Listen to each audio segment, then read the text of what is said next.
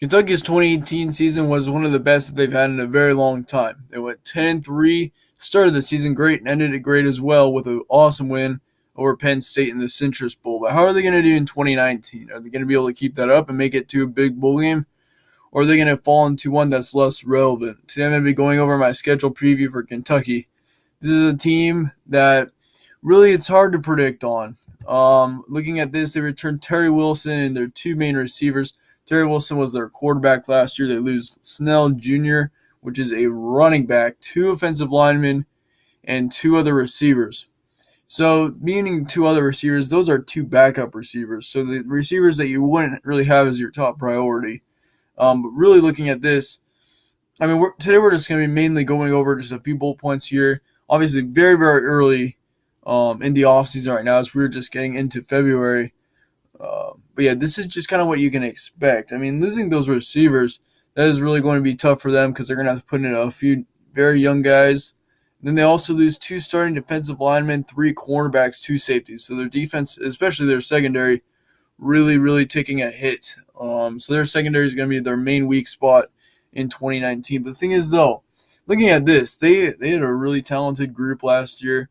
Of course, most of them, though, is a more of an older team. They have much more experience than a lot of these SEC colleges. But the thing is, though, how are they going to be able to get another 10-win season in 2019? Really, I hate to say it, but I don't think they're going to get back to 10 wins next season. It could happen once again in a couple years, maybe, but I think they'll probably be sticking around probably 8 or 9 wins next year. I can't really just see, I can't see them having to lose. They lose Snell, and then they lose four receivers, two of them being their main ones. That is really going to be tough for them to have to overcome. So I'm not really expecting a whole lot. Of course, at least they returned Wilson. That's a big part of this offense. But I mean, I don't think they're going to get back to 10 wins next year.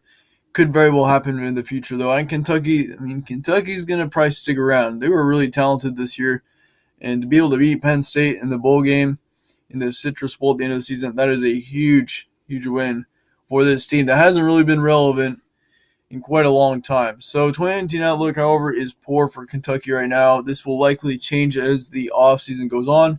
Once again, still very early on in the offseason. We're going to be going over schedules today as well. Here's Kentucky's schedule. They got Toledo, Eastern Michigan, then UT Martin um, as their non-conference games. They also have Louisville at the end of the season to add to that.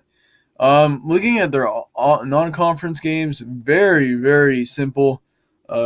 Toledo, Eastern Michigan, UT Martin, and I know we should probably expect them to blow out those opponents, but Louisville, that should be another big win, or that should be another easy win for them, as Louisville really struggled last year. And so here's what I'm thinking with Kentucky right now. In green are the games I think they should have easy wins in. In the white are the games that I think are going to be close. It's going to be hard to predict these games right now, especially since, of course, we are very early on in the offseason. I'm going to be going over another preview in a few months, and I'll be going over all these games once again, and I'll be able to give you guys a more accurate prediction as to which games they will win and which games they will lose. But those six are kind of up for grabs right now. They got Florida at home. That is really going to be helpful to have them at home. I think that's a game that Kentucky very well could win. But with it being at the early parts of the season, you never really know. At Mississippi State, that'll be a tougher one.